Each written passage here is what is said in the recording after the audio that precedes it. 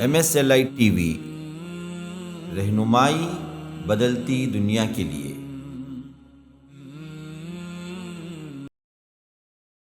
السلام علیکم ورحمۃ اللہ وبرکاتہ۔ بسم اللہ الرحمن الرحیم، الحمد للہ رب العالمین، والصلاة والسلام علی سید المرسلین نبینا محمد وعلی آلہ وصحبہ اجمعین، وبعد۔ مشاہدین کرام، مرکز السلام لنشر الاسلام چنئی کی جانب سے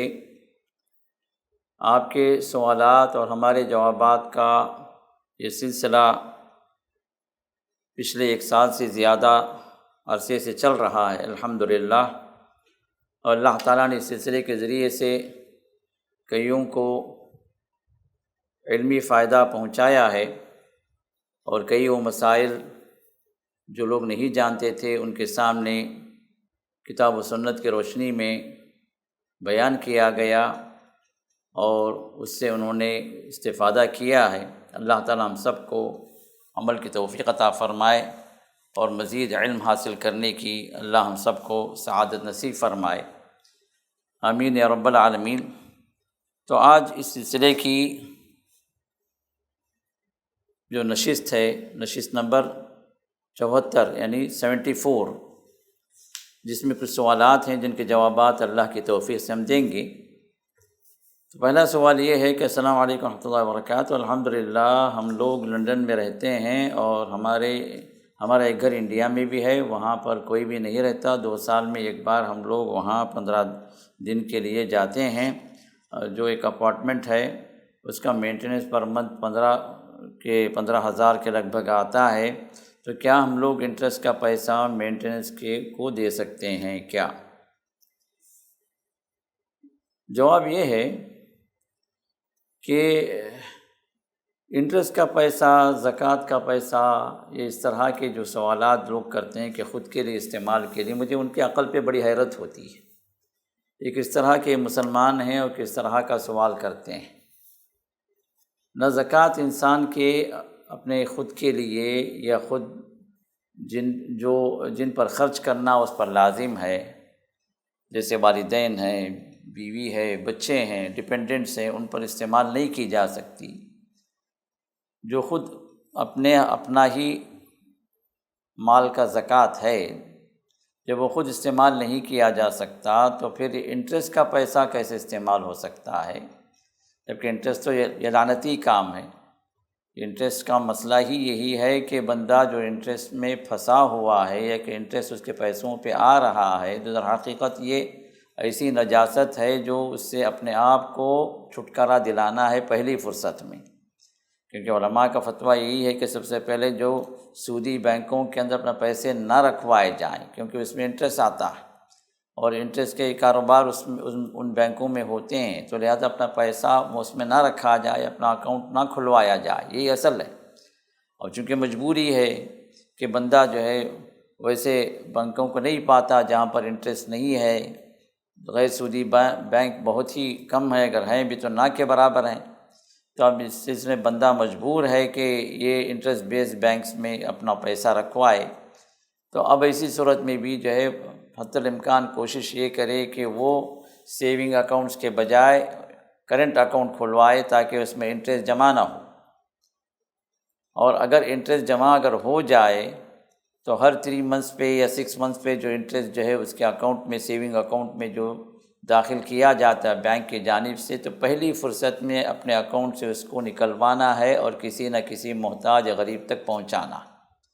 تاکہ اس کا بقیہ مال جو ہے وہ صاف ستھرا رہے، وہ نجاست سے پاک رہے۔ اب یہ نجاست ہے تو اب اس نجاست کو انسان خود پہ استعمال کر لے، یہ کیسی سوچ ہے؟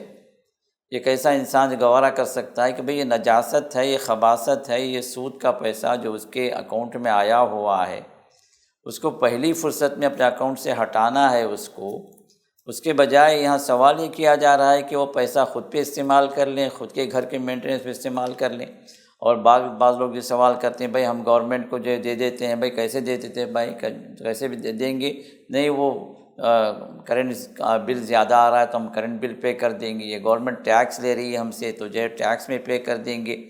تو اس طرح کے سوالات جو لوگ کرتے ہیں انہیں جو ہے بڑے جو ہے یہ لوگ جو ہے اپنی عقل کو دنیا میں بڑے اچھے انداز سے یوٹیلائز کرنے والے اپنے آپ کو سمجھتے ہیں، جبکہ دین کے معاملے میں اگر دیکھا جائے تو یہ جو سب سے پیچھے یہ لوگ ہیں اپنے عقل کو استعمال کرنے میں۔ بھئی جو چیز نجاست ہے، جو چیز جو ہے ناپاک ہے، انٹرسٹ ہے، وہ آپ کے اکاؤنٹ میں آنا ہی نہیں ہے اصل میں۔ اگر آ جائے تو پھر اس کو پہلی فرصت میں نکالنا ہے۔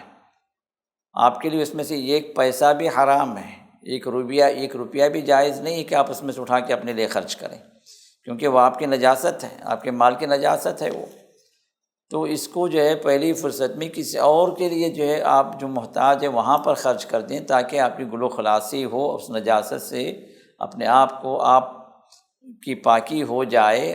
اور جو اللہ کے پاس آپ پکڑ سے بچ جائیں۔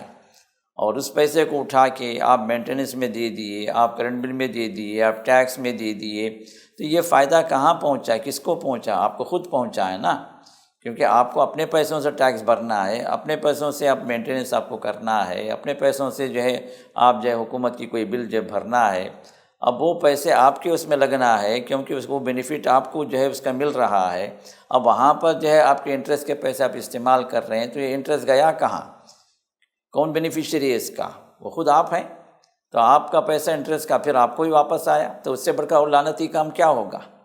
تو یہ لعنتی کام ہے کہ انسان انٹرسٹ کا پیسہ خود استعمال کرے۔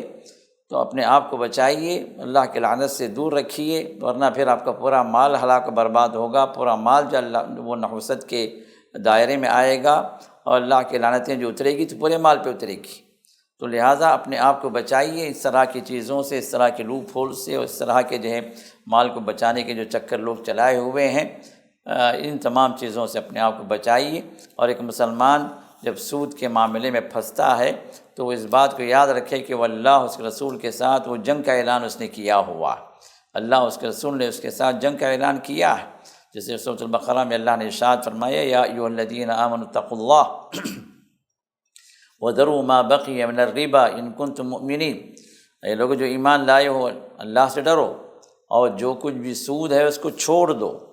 ان کنتم مؤمنین، اگر تم ایمان والے ہو،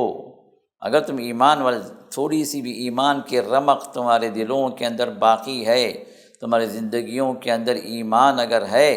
تو تم پر ضروری ہے کہ تم سود کو چھوڑ دو، سود میں داخل نہ ہو، سود کے پیسے کو استعمال نہ کرو۔ اور پھر آگے اللہ نے فرمایا فَإِن لَّمْ تَفْعَلُوا، اور اگر تم یہ نہ کرو، اگر تم سود کو نہ چھوڑو، فَأْذَنُوا بِحَرْبٍ مِّنَ اللَّهِ وَرَسُولِهِ، تو اللہ اس کے رسول سے تم جنگ کا اعلان کر دو۔ گویا تم اللہ اس کے رسول کے ساتھ جنگ کی حالت میں آ گئے، اور جو اللہ اس کے رسول کے ساتھ جنگ کر دے یا جنگ کا اعلان کر دے، جنگ کی حالت میں آ جائے، تو اس سے تمام رحمتیں اور تمام برکتیں اٹھا لی جاتی ہیں۔ پیسہ تو بڑھے گا دیکھنے کے لیے، لیکن وہاں پر دنیاوی اعتبار سے بھی وہ پیسہ برکتوں سے خالی ہوگا، پریشانیاں اور دوسری بہت ساری مصیبتیں، اولاد کی نافرمانیاں، بیویوں کی نافرمانیاں، یا شوہروں کی نافرمانیاں، شوہروں کا جو ہے بیویوں کو تنگ کرنا، گھر کے اندر جو ہے ٹینشنوں کا بڑھ جانا، بیماریوں کا بڑھ جانا، حادثات کا بڑھ جانا، یہ سب چیزیں وہ ہیں جو رحمتوں اور برکتوں کے اٹھ جانے کی وجہ سے یہ لعنتیں اترتی ہیں، یہ مصیبتیں آتی ہیں۔ تو اپنے آپ کو بچائیے دنیاوی اعتبار سے بھی ان لعنتوں سے، ان مشکلات سے، اور آخرت میں تو یہ ایک ایک پیسے کا حساب لیا جائے گا۔ ایک ایک پیسہ بھی اگر آپ نے سود کا اپنے لیے آپ نے استعمال کیا ہے، سود والے معاملے میں اپنے آپ کو اپنے داخل کر رکھا تھا، توبہ نہیں کیا آپ نے، اور اس سود سے جو اپنی جان نہیں چھڑائی، تو پھر وہاں پر بھی جو آپ کو ایک ایک پیسے کا حساب دینا ہے۔ لہٰذا اللہ سے ڈریے اور ایسے معاملات سے اپنے آپ کو بچائیے، چاہے وہ فکسڈ ڈپازٹ کے ذریعے سے آپ کو جو ہے انٹرسٹ آ رہا ہو، یا ہے کہ جو ہے کسی کو آپ نے انٹرسٹ پہ دے رکھا ہو وہ انٹرسٹ آپ کو آ رہا ہے، یا انشورنس کے ذریعے سے انٹرسٹ آ رہا ہے، کسی بھی ذریعے سے اگر جو ہے آپ کا کوئی بھی انٹرسٹ والا معاملہ، انٹرسٹ کا پیسہ اگر آپ کی زندگی میں آیا ہے تو اس کو نکالیے اور اللہ سے توبہ کیجیے، اور آئندہ جو ہے کوئی بھی انٹرسٹ والی بات آپ کی زندگی میں نہ رہے۔ بحیثیت ایک مسلمان آپ زندگی گزارنے کی کوشش کریں، اور اللہ تعالیٰ سے جو ہے توبہ کریں، اور خالص حلال پر رہنے کی اللہ سے توفیق مانگیں، اس کے لیے کوششیں کریں۔ اللہ توفیق دینے والے ہیں، آمین یا رب العالمین۔ اس کے بعد کا سوال یہ ہے کہ کیا فرض نمازوں کے بعد ایک بار اللہ اکبر پڑھنا سنت سے ثابت ہے؟ جی ہاں، رسول اللہ صلی اللہ علیہ وسلم فرض نماز کے بعد آپ تکبیر کو بلند کرتے تھے، اللہ اکبر کہا کرتے تھے، جیسے بخاری وغیرہ کی روایات میں موجود ہے حضرت عبداللہ بن عباس رضی اللہ تعالی عنہ سے آپ فرماتے ہیں کہ نماز کی ختم ہونا یہ ہم جو اس بات سے سمجھ جاتے تھے کہ وہاں پر تکبیر کی آواز گونجتی تھی مسجد کے اندر، تو لہذا بلند آواز سے اللہ اکبر کہنا نماز کے بعد یہ سنت کے موافق ہے،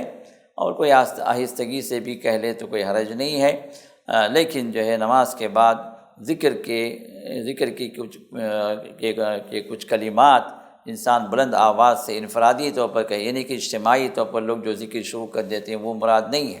کیونکہ اجتماعی ذکر سب مل کر جو ایک ہی آواز میں اللہ اکبر کہیں، ایک ہی آواز میں لا الہ الا اللہ کہیں، یا ایک ہی آواز میں تسبیح پڑھیں، یہ جو ہے یہ ثابت شدہ امر نہیں ہے، بلکہ بدعت میں داخل ہے، یہ لوگوں کی ایجاد کردہ ہے، جو ایک آواز کے ساتھ جہری طور پر بلند آواز سے ایک ساتھ مل کر جو ذکر کرتے ہیں وہ احادیث سے یا رسول اللہ کی سنت سے یا صحابہ کے عمل سے ثابت نہیں ہے، لیکن انفرادی طور پر انسان ذکر کرے، خاص طور جو ہے سلام پھیرنے کے بعد وہ تکبیر کو بلند کرے، یہ ثابت ہے، یہ سنت کے موافق ہے۔ اس کے بعد کا سوال ہے جس میں نام کے سلسلے میں پوچھا گیا ہے کہ ہم راجستھان سے ہیں اور ہمارا ایک پوتا پیدا ہوا ہے، ہمارے لڑکے کا نام محمد اقبال انصاری ہے، تو پوتے کا نام ہم نے ابو بکر انصاری رکھا ہے، تو اس میں ہم جو محمد لگانا چاہتے ہیں محمد ابو بکر انصاری، تو کیا اس میں اس کی اجازت ہے؟ تو جواب یہ ہے کہ جب آپ نے لڑکے کا نام رکھ دیا ہے کہ محمد اقبال انصاری، اور اس وقت آپ نے نہیں پوچھا کہ بھائی اس میں محمد لگانا صحیح ہے غلط ہے، اور آپ پوتے کی بات جب کی باری جب آئی ہے تو وہاں پر آپ پوچھیں کہ محمد لگانا صحیح ہے غلط ہے، اگر یہ غلط ہے تو پھر آپ کے بیٹے کا نام بھی غلط ہو گیا، اگر وہ صحیح تھا تو پھر یہ بھی صحیح ہے۔ دیکھیے، اصل میں شریعت کے اعتبار سے نام ایک ہی ہونا چاہیے، کسی بھی صحابی کا نام آپ دیکھیں، آپ یہ نہیں بتا سکتے کہ ان کے دو نام تھے، اور صحابہ سے زیادہ محبت کرنے والے اللہ کے رسول سے اور کون تھے؟ سب سے زیادہ محبوب ترین جو ہے کوئی شخصیت تھی صحابہ کے درمیان میں تو وہ رسول اللہ صلی اللہ علیہ وسلم کی شخصیت تھی،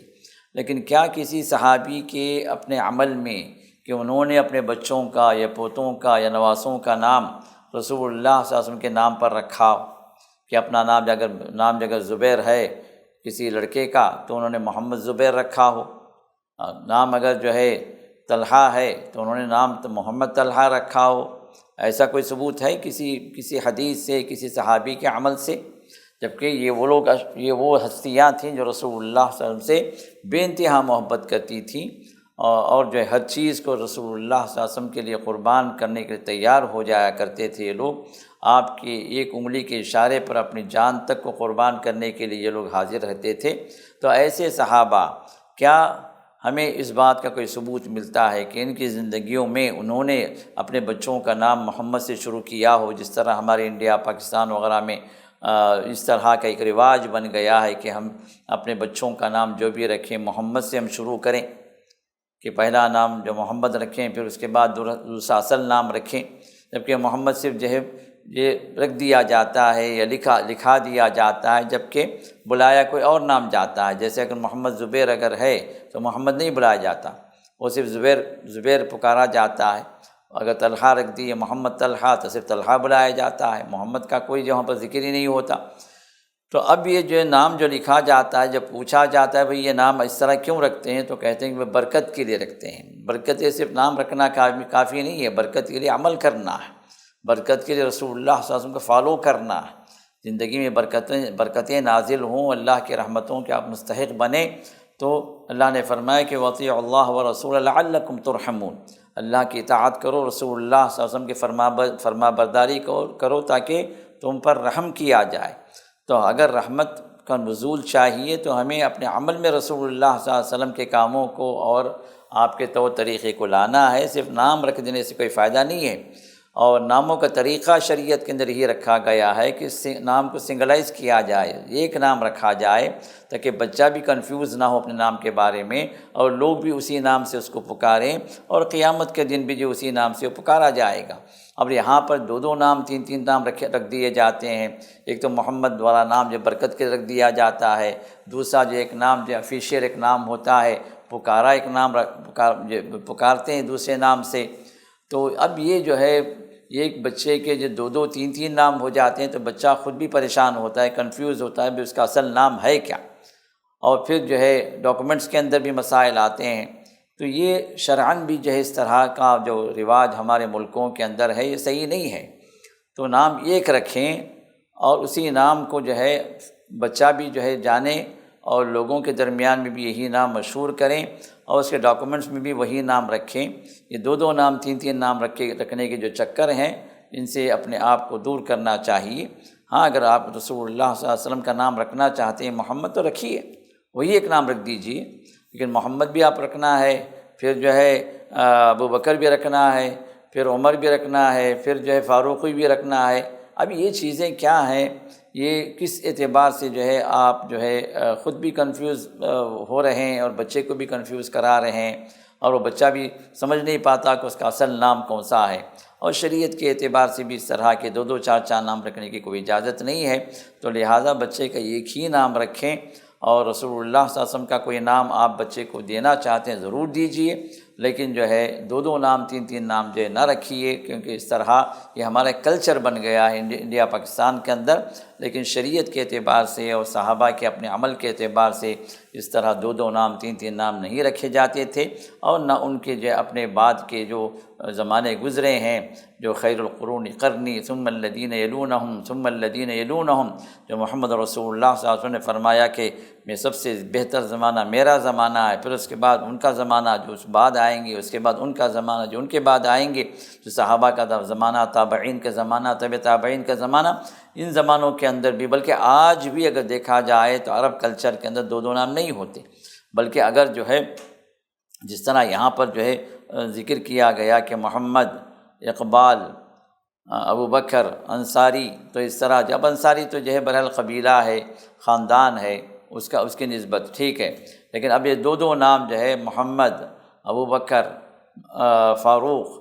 یا اس طرح جو نام دو نام، تین نام رکھے جاتے ہیں، تو آج بھی عرب کلچر کے اندر یہ سمجھا جائے گا کہ اگر آپ اس طرح نام پیش کریں گے تو وہ لوگ سمجھیں گے پہلا نام جو ہے وہ اس بندے کا ہے، اس بچے کا نام ہے محمد، اور پھر اس کے بعد ابو بکر تو وہ کہیں گے ابو بکر جو والد کا نام ہے، اس کے بعد کہیں گے کہ جو اس کے بعد جو ہے جو نام ہے وہ جو ہے اقبال، تو کہیں گے اقبال دادا کا نام ہے۔ تو اس طرح جو نام جتنے آپ بڑھاتے جائیں گے عرب کلچر میں یہی سمجھا جائے گا وہ یہ نسب نامہ گنوایا جا رہا ہے، پہلا نام جو بچے کا ہے، دوسرا نام جو باپ کا ہے، تیسرا نام دادا کا۔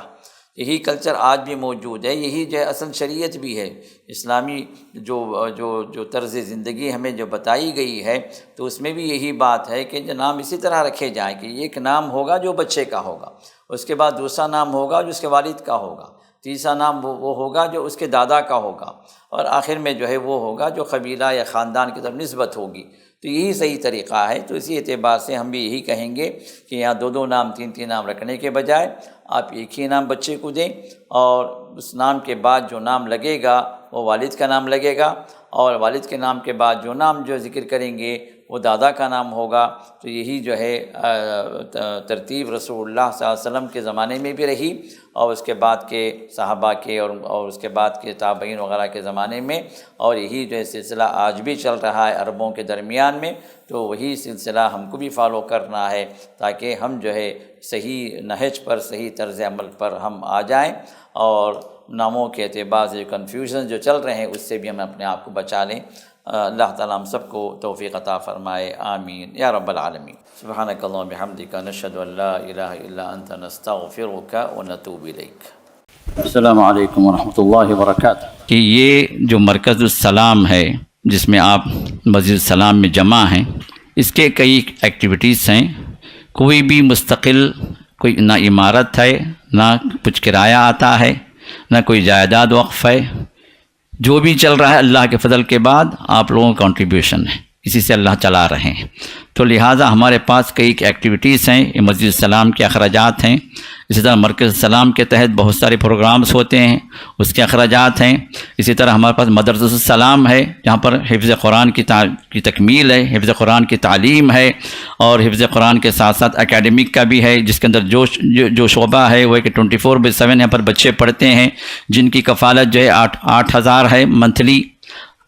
اس میں اگر کوئی انسان اگر شریک ہو سکتا ہے، لے سکتا ہے، کوئی اسپانسرشپ تو لے لے۔ تو شام میں حفظ کے بچے پڑھتے ہیں ہمارے پاس 5 to 8 جو بچے جو حفظ کر رہے ہیں یا دور کر رہے ہیں، اس میں جو ایک بچے پر جو 2,000 کا خرچ ہے۔ اسی طرح سلام اسکول ہے، وہاں پر جو ہے جو ڈے اسکالرس ہیں وہاں پر بھی حفظ کا سسٹم ہے، پلس جو 10th، تو اس کی کفالت، اس کی اسپانسرشپ منتھلی جو 5,000 ہے، اس کو لے لیں، یا اس میں منتھلی کنٹریبیوشن کے لحاظ سے ہر آدمی اپنی استطاعت کے لحاظ سے لے لے۔ یا اسی طرح جو میڈیا ہے، میڈیا کا اب یہ تمام اخراجات کو اگر ہم منتھلی جو ہم اس پر جو ہے کر رہے ہیں خرچ، اور ہمیں جو کچھ بھی کنٹریبیوشنز مل رہے ہیں، تقریباً 1.5 لاکھ جو ہے ہر مہینے کے اندر کمی ہے۔ 1.5 لاکھ کا خرچ جو ہے یہ ہمارے ایکسٹرا ہو رہا ہے، جو ہم ادھر ادھر سے جو ہے ہم اس کو پورا کر رہے ہیں۔ تو لہٰذا آپ لوگوں سے گزارش یہ ہے کہ کم سے کم اتنا تو کنٹریبیوشن ہو جائے کہ ہمارے خرچ برابر چلے۔ ہمیں کوئی نفع کی ضرورت نہیں ہے، ہمیں کوئی فائدہ اٹھانا نہیں ہے، ہمیں اس سے کچھ کمانا نہیں ہے، لیکن کم سے کم ہمیں قرضات تو نہیں رہنا۔ تو اس مرکز کو خرچ سے بچانے کے لیے یہ 1.5 لاکھ کی جو ہے ہر مہینے کی جو کمی جو ہو رہی ہے، تو اس کے لیے جو آپ لوگ اپنے طور سے جو کنٹریبیوشن کریں، جو کچھ بھی ممکن ہو سکے، جو ہے یا ون ٹائم ہو یا منتھلی کنٹریبیوشن ہو، اس کے لیے آگے بڑھیں، یا اپنے خاندان کے اندر جو ہے اس بات کو پہنچائیں تاکہ جو بھی جو صاحب حیثیت ہیں وہ جو اس معاملے میں آگے بڑھ کر اس مرکز کی جو ہے وہ کنٹریبیوٹ کر سکیں اس مرکز کے اخراجات کے لیے۔ تو یہ گزارش اب تمام سے ہے، جو بھی موجود ہیں ان کے لیے ان سے بھی ہے، اور جن تک بھی ہماری آواز پہنچ رہی ہے ان تک بھی جو ہے یہ گزارش ہم پہنچانا چاہ رہے ہیں۔ اللہ تعالیٰ آپ کے صدقات و خیرات کو قبول فرمائے، آمین یا رب العالمین۔ بارک اللہ فیکم۔